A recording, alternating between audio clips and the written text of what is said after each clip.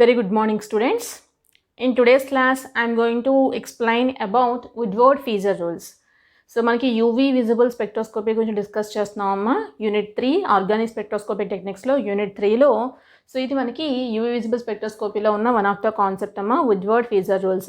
So, Woodward-Fieser rules are certain empirical rules for calculating or estimating the lambda maximum values for dienes, trienes, polyenes and alpha beta unsaturated carbonyl compounds.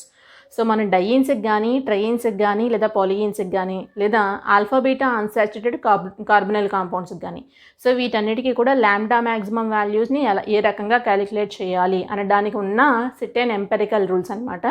So ఇవి వీటిని identify చేసింది, explain చేసింది Woodward and ఫీజర్ అనే సైంటిస్టులు కాబట్టి so వీటిని ఏమంటున్నారు అంటే వుడ్వర్డ్-ఫీజర్ రూల్స్ అని చెప్పి అంటున్నారు.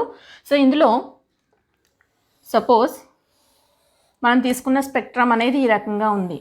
సో దేనికి స్పెక్ట్రమ్ ఎలా ఫామ్ అవుతుంది? ఇది వేవ్ లెంత్కి అబ్జార్బెన్స్కి కనుక మనం స్పెక్ట్రమ్ కనుక తీసుకుంటే సో యూవీ విజిబుల్ స్పెక్ట్రోస్కోపీ ఇంతే కదమ్మా. వేవ్ లెంత్కి అబ్జార్బెన్స్కి మనం స్పెక్ట్రమ్ కనుక తీసుకుంటే సో ఈ రకంగా స్పెక్ట్రమ్ అనేది రావడం జరిగింది. సో ఇక్కడ ఈ వాల్యూ ఏదైతే ఇక్కడ మ్యాక్సిమం అబ్జార్బెన్స్ ఉందో, ఏ వేవ్ లెంత్ దగ్గర అయితే మ్యాక్సిమం అబ్జార్బెన్స్ ఉందో దీన్ని ఏమంటున్నాము అంటే ల్యాండా మ్యాక్సిమం అంటున్నాము అని చెప్పి దీని గురించి ఆల్రెడీ మనం డిస్కస్ చేసుకోవడం జరిగింది. సో ఇప్పుడు ఇక్కడున్న ఈ ల్యాండా మ్యాక్సిమం వాల్యూ అనేది డయీన్స్కి కానీ ట్రైయిన్స్కి పాలియన్స్కి అదేవిధంగా ఆల్ఫా బీటా అన్సాచురేటెడ్ కార్బొనైల్ కాంపౌండ్స్కి ఆల్ఫా బీటా అన్సాచురేటెడ్ కార్బొనైల్ కాంపౌండ్స్కి ఏ రకంగా క్యాలిక్యులేట్ చేయొచ్చు అనే దాన్నే ఇక్కడ మనం చూడబోతున్నాము వుడ్వర్డ్-ఫీజర్ రూల్స్లో. ఓకేనా? సో ఇప్పుడు ఇందులో సో ఈ రూల్స్కి వచ్చేటప్పటికి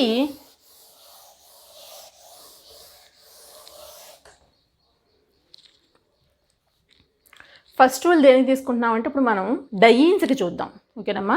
సో ఫస్ట్ దేనికి తీసుకుంటున్నానంటే డయీన్స్కి చూస్తున్నాను. ఫర్ డయీన్స్కి చూస్తున్నాను.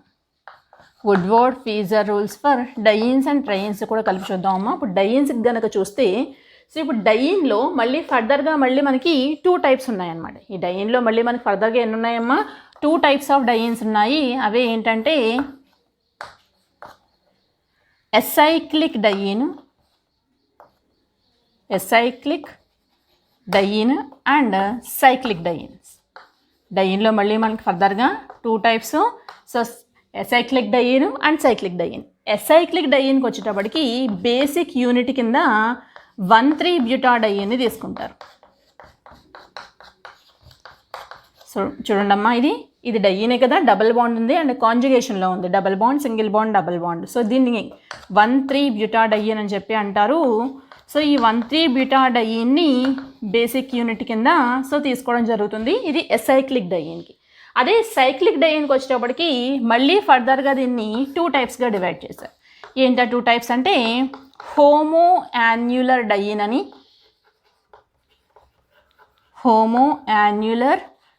అని and next one hetero annular diene అని చెప్పి మళ్ళీ మనకి ఫర్దర్గా 2 టైప్స్గా ఉంది. సో ఇప్పుడు సైక్లిక్ డయీన్లో homo annular, hetero annular. Homo annular అంటే ఏంటంటే డబల్ బాండ్స్ 2 డయీన్ అని చెప్తున్నాం కదమ్మా. సో ఈ డబల్ బాండ్స్ 2 కూడా ఒకే రింగ్లో ఉంటాయి. ఓకేనా? సో డబల్ బాండ్స్ 2 కూడా ఒకే సైక్లిక్ రింగ్లో కనుక ఉంటే, ఒకే సైకిల్లో ఉంటే కనుక దీన్ని ఏమంటారు అంటే హోమో యాన్యులర్ డయీన్ అని చెప్పి అంటారు. అదే డబల్ బాండ్స్ 2 డిఫరెంట్ రింగ్స్లో ఉంటాయి. డబల్ బాండ్స్ 2 ఇలాగా డిఫరెంట్ సైక్లిక్ రింగ్స్లో కనుక ఉంటే సో దీన్ని ఏమంటారు అంటే హెట్రో యాన్యులర్ అంటారు. ఒకే రింగ్లో ఉంటేనేమో హోమో యాన్యులర్ డయీన్. అండ్ ఇవి కాంజుగేషన్లో కూడా ఉండాలి. Double bond, single bond, double bond. So ఈ రకంగా ఉంటే దీన్ని హోమో యాన్యులర్ డయీన్ అంటారు. ఇక్కడ ఉన్న ఈ డబుల్ బాండ్స్ 2 కూడా డిఫరెంట్ రింగ్స్లో ఉండాలి. అండ్ ఇవి రెండు కూడా ఎలా ఉండాలంటే 2 డబుల్ బాండ్స్ కాంజుగేషన్లో ఉండాలి. Double bond, single bond, double bond. So conjugation ఉంది కాబట్టి దీన్ని హెటెరో యాన్యులర్ డయీన్ అని చెప్పి అంటారు. ఓకేనమ్మా. సో డబుల్ బాండ్స్లో మళ్ళీ ఫర్దర్గా మనకి డయీన్స్లో ఎసైక్లిక్ డయీన్స్ ఉన్నాయి, సైక్లిక్ డయీన్స్ ఉన్నాయి. సో ఎసైక్లిక్ డయీన్స్కి ఎగ్జాంపుల్గా అంటే బేసిక్ యూనిట్ కింద దేన్ని తీసుకుంటారు అంటే 1,3-బ్యూటాడయీన్ని బేసిక్ యూనిట్ కింద తీసుకుంటారు. అదే సైక్లిక్ డయీన్స్కి వచ్చేటప్పుడు మళ్ళీ ఫర్దర్గా 2 టైప్స్ ఉండడం జరిగింది. అవే homo annular diene and hetero annular diene అని చెప్పి 2 టైప్స్ ఉన్నాయి. సో హోమో యాన్యులర్ డయీన్కి వచ్చేటప్పటికి డబల్ బాండ్స్ రెండు ఒకే సైక్లిక్ రింగ్లో కనుక ప్రెజెంట్ అయితే దాన్నే ఏమంటారు అంటే హోమో యాన్యులర్ డయీన్ అంటారు. అదే డబల్ బాండ్స్ రెండు కూడా మనకి డిఫరెంట్ రింగ్స్లో ప్రెజెంట్ అయ్యి కాంజుగేషన్లో ఉంటే కనుక వాటిని ఏమంటారు అంటే హెటెరో యాన్యులర్ డయీన్ అని చెప్పి అంటారు. సో ఇప్పుడు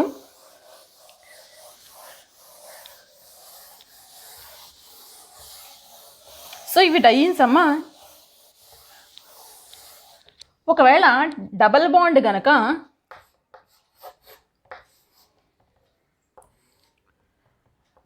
ఈ రకంగా ప్రెజెంట్ అయితే అంటే out side the ring present అయితే డబల్ బాండ్ కనుక మనకి out side the ring present అయితే కనుక దాన్నే ఏమంటారు అంటే ఎగ్జోసైక్లిక్ డబల్ బాండ్ అని చెప్పి అంటారు. ప్రెజెంట్ అయిన డబల్ బాండ్ అనేది మనకి అవుట్ సైడ్ ద రింగ్ ఉంటే కనుక ఎగ్జోసైక్లిక్ డబల్ బాండ్ అంటారు. అదే రింగ్ లోపల ఉంటే కనుక దాన్ని ఏమంటారు అంటే ఎండోసైక్లిక్ డబల్ బాండ్ అంటారు. మళ్ళీ డబల్ బాండ్స్లో మళ్ళీ మనకి హోమో యాన్యులర్, హెటెరో యాన్యులర్ కాకుండా ఈ డబల్ బాండ్ కనుక out side the ring present అయితే అంటే రింగ్కి ఈ రకంగా గుచ్చుకుని ఉన్నట్టయితే ఇలాగా కార్నర్ దగ్గర ఉంటే సో వీటిని ఏమంటారు అంటే ఎగ్జోసైక్లిక్ డబుల్ బాండ్ అంటారు. అదే ఇన్సైడ్ ద రింగ్ ఈ రకంగా ఉంటే కనుక దాన్ని ఏమంటారు అంటే ఎండోసైక్లిక్ రింగ్ డబుల్ బాండ్ అని చెప్పి అంటారు.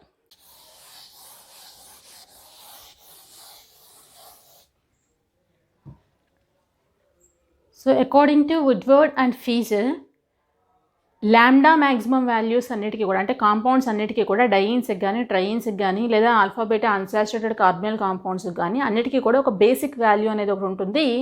అండ్ లాంబ్డా మ్యాక్సిమం అనేది సో సబ్స్టిట్యూయెంట్స్ ఏం ప్రెజెంట్ అయ్యి ఉన్నాయి అన్న దాని మీద డిపెండ్ అవుతుంది అనమాట. సో ఏంటా సబ్స్టిట్యూయెంట్స్, ఏ సబ్స్టిట్యూయెంట్స్ అనేవి లాంబ్డా మ్యాక్సిమం వాల్యూ మీద డిపెండ్ అవుతున్నాయి. లాంబ్డా మ్యాక్సిమం వాల్యూ అనేది ఏ సబ్స్టిట్యూయెంట్స్ మీద డిపెండ్ అవుతుంది, ఏం ప్రెజెంట్ అవ్వడం వల్ల వాల్యూ అనేది ఇంక్రీజ్ అవ్వడం డిక్రీజ్ అవ్వడం జరుగుతుంది అంటే సో ఆల్కైల్ సబ్స్టిట్యూయెంట్స్ కానీ సపోజ్ ఇలా ఉన్న ఒక కాంపౌండ్ తీసుకున్నాను నేను. సో ఇలా ఏవో ఉన్నాయి.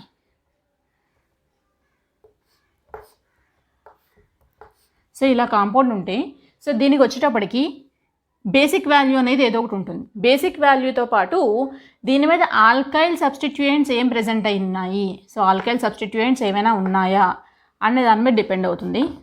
ఆల్కైల్ సబ్స్టిట్యూయెంట్స్ ఉన్నాయా అండ్ లేదా ఇంకేం ఉంటాయి అంటే రింగ్ రెసిడ్యూస్ ఏమైనా ఉన్నాయా అన్న దాని మీద కూడా డిపెండ్ అవుతుంది. రింగ్ రెసిడ్యూస్ అంటే ఏంటంటే డబల్ బాండ్కి అటాచ్ అయ్యి ఇక్కడ ఉన్న దీనిని అంటే డబల్ బాండ్కి అటాచ్ అయ్యి ఉన్న ఇక్కడ మిథిలీన్ గ్రూప్ని దీన్ని ఏమంటారు అంటే రింగ్ రెసిడ్యూ అని చెప్పి అంటారు. అంటే రింగ్లో ప్రెజెంట్ అవ్వాలి అండ్ ఇక్కడ ఈ డబల్ బాండ్కి సంబంధించి ఇక్కడ ఒకటి ఉంది అండ్ ఈ డబల్ బాండ్కి సంబంధించి ఇక్కడ ఒక రింగ్ రెసిడ్యూ ఉంది. అంటే ఇలా ఉన్న వీటినే ఏమంటారు అంటే రింగ్ రెసిడ్యూస్ అంటారు. అండ్ డబల్ బాండ్ అంటే కాంజుగేషన్కి అటాచ్ అయ్యి డైరెక్ట్గా ఏమైనా సబ్స్టిట్యూయెంట్స్ ఉన్నాయా, కాంజుగేషన్కి అటాచ్ అయ్యి ఇక్కడ రింగ్ రెసిడ్యూ ఉంది, ఈ కాంజుగేటెడ్ డబుల్ బాండ్కి అటాచ్ అయ్యి ఇక్కడ ఒక రింగ్ రెసిడ్యూ ఉంది, ఈ కాంజుగేటెడ్ డబుల్ బాండ్కి అటాచ్ అయ్యి ఇక్కడ ఒక రింగ్ రెసిడ్యూ ఉంది. సో ఈ రకంగా ఎన్ని రింగ్ రెసిడ్యూస్ ఉన్నాయి అన్న దాని మీద మనకి లాంబ్డా మ్యాక్సిమం వాల్యూ డిపెండ్ అయి ఉంటుంది. అండ్ అదేవిధంగా ఇక్కడ మిథిలిన్ గ్రూప్స్ ఏమైనా ఉన్నాయి, మిథైల్ అంటే ఆల్కైల్ సబ్స్టిట్యూయెంట్స్ ఏమైనా ప్రెజెంట్ అయి ఉన్నాయా అంటే కాంజుగేషన్లో ఉన్న డబుల్ బాండ్కి అటాచ్ అయ్యి సో ఆల్కైల్ సబ్స్టిట్యూయెంట్స్ ఏమైనా ఉన్నాయా అనేది కూడా మనం చూసుకోవాలి. అండ్ నెక్స్ట్ ఓహెచ్ కానీ ఓఆర్ ఆల్కాక్సీ గ్రూప్ కానీ హాలోజన్స్ కానీ సో ఇలాంటివి గ్రూప్స్ ఏమైనా ప్రెజెంట్ అయి ఉన్నాయా అన్న దాని మీద కూడా మనకి సో ఇది డిపెండ్ అయి ఉంటుంది అనమాట. లాంబ్డా మ్యాక్సిమం వాల్యూస్ అనేవి దేని మీద డిపెండ్ అవుతున్నాయంటే ఓఆర్ కానీ లేదంటే క్లోరిన్ కానీ బ్రోమిన్ కానీ సో ఇలాంటి ఎక్స్ట్రా ఎలిమెంట్స్ ఏమైనా ఉన్నాయి, ఎలాంటి కాంపౌండ్స్ ఏమైనా ఆక్సోక్రోమ్స్ అంటారు వీటిని. ఈ ఆక్సోక్రోమ్స్ ఏమైనా ప్రజెంట్ అయ్యి ఉన్నాయా అనే దాని మీద కూడా మనకి సో లాంబ్డా మ్యాక్సిమం వాల్యూస్ అనేవి డిపెండ్ అయ్యి ఉంటాయి. అండ్ అదేవిధంగా కాంజుగేషన్ అనేది ఏమైనా ఎక్స్టెండ్ అవుతుందా, ఎక్స్టెండెడ్ కాంజుగేషన్ ఏమైనా ఉందా, ఎక్స్టెండెడ్ కాంజుగేషన్ ఏమైనా ప్రజెంట్ అయ్యి ఉందా అన్న దాని మీద కూడా మనకి సో లాంబ్డా మ్యాక్సిమం వాల్యూ అనేది డిపెండ్ అయ్యి ఉంటుంది. అదేవిధంగా కాంపౌండ్లో ఏవైనా ఎగ్జోసైక్లిక్ డబుల్ బాండ్స్ ఏమైనా ఉన్నాయా, ఎగ్జోసైక్లిక్ డబల్ బాండ్స్ ఏవైనా ప్రజెంట్ అయ్యి ఉన్నాయా అన్న దాని మీద కూడా మనకి ఈ లాంబ్డా మ్యాక్సిమం వాల్యూస్ అనేవి డిపెండ్ అవుతాయి అన్నమాట. ఓకేనా. సో ఇప్పుడు వీటికి సంబంధించి బేసిక్ వాల్యూస్ డయీన్కి సంబంధించి ఓకేనమ్మా, డయీన్కి ట్రయీన్కి సంబంధించి మనం బేసిక్ వాల్యూస్ ఏ రకంగా ఉన్నాయి అండ్ ఇంక్రిమెంట్స్ ఏమి యాడ్ చేయాల్సి వస్తుంది. ఓకేనా. సో వాటన్నిటి గురించి కూడా ఇప్పుడు మనం చూద్దాము. ఆ బేసిక్ వాల్యూస్ ఏ రకంగా ఉన్నాయో చూద్దాం. డయీన్స్కి చూద్దామమ్మా. First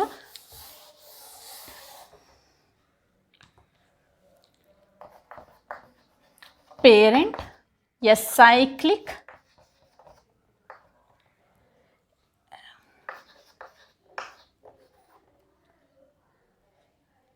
double bond basic value base values అన్నది బేస్ వాల్యూ వచ్చేటప్పటికి ఎసైక్లిక్ డబుల్ బాండ్కి వచ్చేటప్పటికి 217 నానోమీటర్స్ ఉంటుంది. అదే parent homo annular diene cyclic అందులో హోమో యాన్యులర్ డయీన్ కనుక ప్రజెంట్ అయితే సో దాని బేసిక్ వాల్యూ వచ్చి బేస్ వాల్యూ 253 నానోమీటర్స్ ఉంటుందమ్మా. అదే హెట్రో యాన్యులర్ డయీన్ అయితే ప్రజెంట్ అయ్యి ఉంది, ఒకవేళ మనం తీసుకున్న కాంపౌండ్లో హెట్రో యాన్యులర్ డయీన్ కనుక ఉంటే సో అప్పుడు దాని వాల్యూ 214 నానోమీటర్స్ ఉంటుంది. అదే ట్రయీన్ కనుక ఉంటే పేరెంట్ ఎసైక్లిక్ ట్రయీన్ సో ట్రయీన్ కనుక ఉంటే దాని బేస్ వాల్యూ వచ్చి 243 నానోమీటర్స్ ఉంటుంది. 245 నానోమీటర్స్ ఉంటుందమ్మా. అదే రింగ్ రెసిడ్యూస్ కానీ ఆల్కైల్ సబ్స్టిట్యూయెంట్స్ కానీ ఏంటమ్మా, ring residues and alkyl substituents A alkyl substituents ఉన్నా కూడా సో మనం ఏం చేయాలి అంటే ఇక్కడ నుంచి ఇంక్రిమెంట్స్ అమ్మా, ఇక్కడ నుంచి రాసేవి ఏంటంటే ఇంక్రిమెంట్స్ ఎంత యాడ్ చేయాల్సి ఉంటుంది అనేది సో వీటిని ఇంక్రిమెంట్స్ అంటాము. రింగ్ రెసిడ్యూస్ కానీ ఆల్కైల్ సబ్స్టిట్యూయెంట్స్ కానీ ఉంటే +5 నానోమీటర్స్ని యాడ్ చేయాలి. అండ్ అదేవిధంగా ఎగ్జోసైక్లిక్ డబుల్ బాండ్ ఏమైనా ప్రజెంట్ అయితే ఎగ్జోసైక్లిక్ డబుల్ బాండ్ ఏమైనా ఉంటే దానికి కూడా +5 నానోమీటర్స్ని యాడ్ చేయాలి. అదే కాంజుగేషన్ కనుక ఎక్స్టెండ్ అయితే అంటే మనం డయీన్ తీసుకున్నాం అనుకోండి, ఇంకొక డబుల్ బాండ్ ఎక్స్ట్రా వచ్చింది అనుకోండి, అంటే ఏమవుతుంది అక్కడ కాంజుగేషన్ అనేది ఎక్స్టెండ్ అయింది. సో అలా కాంజుగేషన్ కనుక ఎక్స్టెండ్ అయితే ఎక్స్టెండెడ్ కాంజుగేషన్ సో కాంజుగేషన్ కనుక ఎక్స్టెండ్ అయితే అప్పుడు మనం +30 నానోమీటర్స్ని యాడ్ చేయాల్సి ఉంటుంది. అదే సబ్స్టిట్యూయెంట్స్ ఏమైనా క్లోరిన్ కానీ బ్రోమిన్ కానీ ప్రజెంట్ అయితే కనుక +5 నానోమీటర్స్ యాడ్ చేయాలి. అదే ఆల్కాక్సీ గ్రూప్ ఉంటే దానికి కూడా దానికి +6 నానోమీటర్స్. ఓకేనమ్మా. సో మనకి ఇంక్రిమెంట్స్లో రింగ్ రెసిడ్యూస్ కానీ ఆల్కైల్ సబ్స్టిట్యూయెంట్స్ కానీ ఉంటే +5 నానోమీటర్స్ని యాడ్ చేస్తున్నాము. అదే కాంజుగేషన్ కనుక ఎక్స్టెండ్ అయితే +30 నానోమీటర్స్. అండ్ క్లోరిన్ కానీ బ్రోమిన్ కానీ సో ఇలాంటి ఎలిమెంట్స్ ఏమైనా సబ్స్టిట్యూయెంట్స్ కనుక ప్రజెంట్ అయితే +5 nanometres. And next alkoxy groups కనుక ప్రజెంట్ అయితే అప్పుడు దానికి మనం +6 నానోమీటర్స్ని యాడ్ చేయాల్సి ఉంటుంది. సో దీనికి మనం కొన్ని ఎగ్జాంపుల్స్ చూద్దామమ్మా. సో ఇవి బేస్ వాల్యూస్. సో ఈ బేస్ వాల్యూస్కి మనం కొన్ని ఎగ్జాంపుల్స్ తీసుకుని చేద్దాము. సపోజ్ ఈ కాంపౌండ్ తీసుకుంటున్నానమ్మా, CH3 CH double bond CH single bond CH double bond CH CH3. So చూడండి, double bond single bond double bond. So చూస్తే ఏంటంటే ఇది ఎసైక్లిక్ డబల్ బాండ్. సో ఈ ఎసైక్లిక్ డబల్ బాండ్కి వచ్చి బేస్ వాల్యూ ఎంత ఉందంటే 217 నానోమీటర్స్ ఉంది. దీని బేస్ వాల్యూ ఎంత ఉందమ్మా 217 నానోమీటర్స్ ఉంది. దీనికి చూస్తే సబ్స్టిట్యూయెంట్స్ ఈ డబల్ బాండ్కి అటాచ్ అయ్యి ఇక్కడ ఒక మిథైల్ గ్రూప్ ఉంది, ఇక్కడ ఒక మిథైల్ గ్రూప్ ఉంది. సో ఎన్ని మిథైల్ గ్రూప్స్ ఉన్నాయమ్మా 2 మిథైల్ గ్రూప్స్ అనేవి ప్రజెంట్ అయినాయి, అంటే 2 ఆల్కైల్ సబ్స్టిట్యూయెంట్స్ అనేవి ఉన్నాయి. సో 2 ఆల్కైల్ సబ్స్టిట్యూయెంట్స్ అంటే ఎంత యాడ్ చేయాలి మనం, ఆల్కైల్ సబ్స్టిట్యూయెంట్స్ రింగ్ రెసిడ్యూస్ కానీ ఆల్కైల్ సబ్స్టిట్యూయెంట్స్ కానీ +5 యాడ్ చేయాలి. ఒక ఆల్కైల్ గ్రూప్ ఉంటే +5, 2 ఉన్నాయి కాబట్టి 2 × 5 యాడ్ చేయాలి.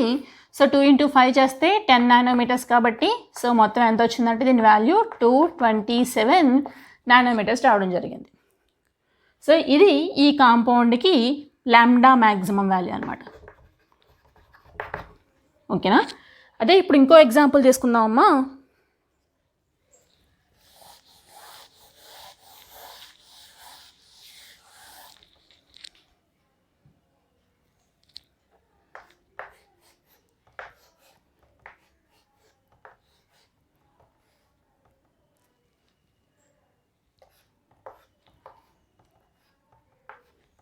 సో ఇలా కాంపౌండ్ ఉంది, దీన్ని తీసుకుంటున్నాను. సో దీని బేస్ వాల్యూ చూస్తే ఇది సైక్లిక్ డైన్, అసైక్లిక్ కాదు సైక్లిక్. సైక్లిక్లో మళ్ళీ మనకి హోమో యాన్యులర్ డైన్ ఉంది, హెచో యాన్యులర్ డైన్ ఉంది. సో ఇందులో మనం దేని తీసుకుంటున్నామంటే హోమో యాన్యులర్ డైన్. ఇది ఇక్కడ ఉన్నది ఏంటమ్మా హోమో యాన్యులర్. ఎందువల్ల ఒకే సైక్లిక్ రింగ్లో మనకి 2 డబుల్ బాండ్స్ ప్రజెంట్ అయినాయి కాబట్టి homo annular diene. Homo annular డైన్కి వాల్యూ వచ్చేటప్పటికి 253 నానోమీటర్స్ కాబట్టి దాని బేస్ వాల్యూ ఎంత అంటే 253 నానోమీటర్స్.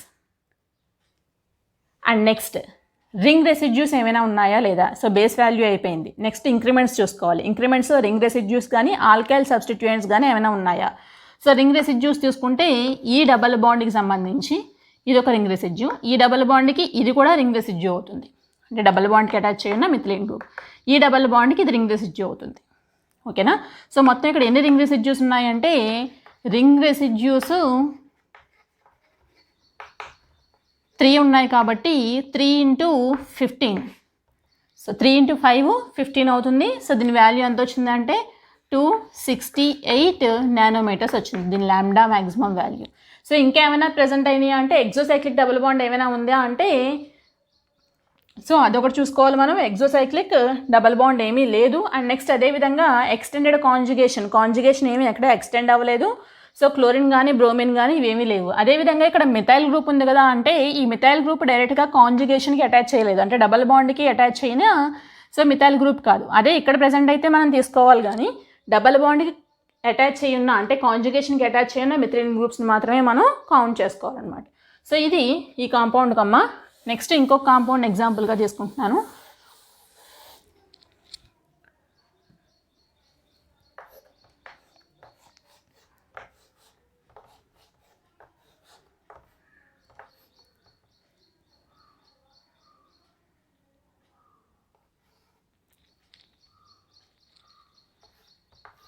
సో దీన్ని ఎగ్జాంపుల్గా తీసుకోండి. సో దీని బేస్ వాల్యూ చూస్తే కనుక ఇది hetero annular dyne.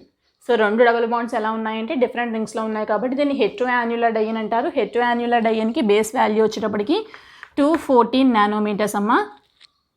And next extended conjugation ఏమీ లేదు, కానీ ఈ డబల్ బాండ్ చూస్తే ఇది ఎలా ఉందంటే ఈ రింగ్కి సో అవుట్ సైడ్ ఉంది, ఈ రింగ్కి ఇది అవుట్ సైడ్ ఉంది, ఈ రింగ్ చూస్తే ఇది ఇన్సైడే ఉంది. ఓకేనా. సో ఇది అవుట్ సైడ్ ఉంది కాబట్టి దీన్ని ఏమంటారు అంటే ఎగ్జోసైక్లిక్ డబుల్ బాండ్ అంటారు. ఎగ్జోసైక్లిక్ డబుల్ బాండ్కి మనం +5 నానోమీటర్స్ని యాడ్ చేస్తాం. సో ఇది దేనికమ్మా ఎగ్జోసైక్లిక్ డబుల్ బాండ్కి. అదేవిధంగా రింగ్ రెసిడ్యూస్, ఈ డబుల్ బాండ్కి ఇదొక రింగ్ రెసిడ్యూ, ఈ డబుల్ బాండ్కి ఇదో రింగ్ రెసిడ్యూ, ఈ డబుల్ బాండ్కి ఇది కూడా రింగ్ రెసిడ్యూ అవుతుంది. సో ఇలా రింగ్ రెసిడ్యూస్ ఎన్ని ఉన్నాయంటే 3 రింగ్ రెసిడ్యూస్ ఉన్నాయి కాబట్టి 3 × 5. సో ఇవేంటంటే రింగ్ రెసిడ్యూస్. సో మొత్తం ఓవరాల్గా చూస్తే కనుక సో 10, 14, సో 234 నానోమీటర్స్. సో దీని యొక్క లాంబ్డా మ్యాక్సిమం వాల్యూ ఎంత వచ్చిందంటే 234 నానోమీటర్స్ రావడం జరిగింది. సో ఇదేనమ్మా మనకి Woodward Fieser rules for diene system. అదేవిధంగా ట్రైన్కి కూడా ఒక ఎగ్జాంపుల్ తీసుకుందామమ్మా మనం.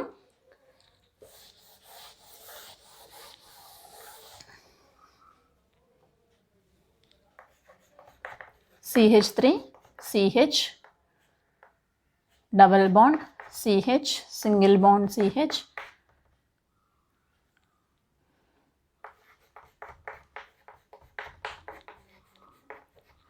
సో చూడండి అమ్మా 1 2 3 సో 3 డబుల్ బాండ్స్ ఉన్నాయి, ట్రైయిన్ అవుతుంది. సో పేరెంట్ ఎసైక్లిక్ ట్రైయిన్, దాని బేస్ వాల్యూ వచ్చేటప్పటికి 245 nanometres is the base value for ఈ ట్రైయిన్ సిస్టమ్.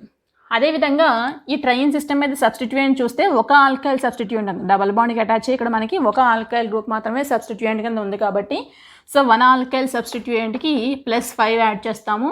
సో ఇంకా అదర్ సబ్స్టిట్యూయెంట్స్ ఏమీ లేవు కాబట్టి సో దీనికి వాల్యూ ఎంత అంటే 250 నానోమీటర్స్ వస్తుంది. సో ఇది ట్రైయిన్కి. So these are the Woodward Fieser rules for dienes అమ్మ.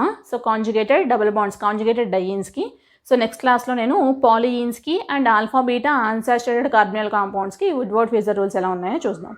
Thank you.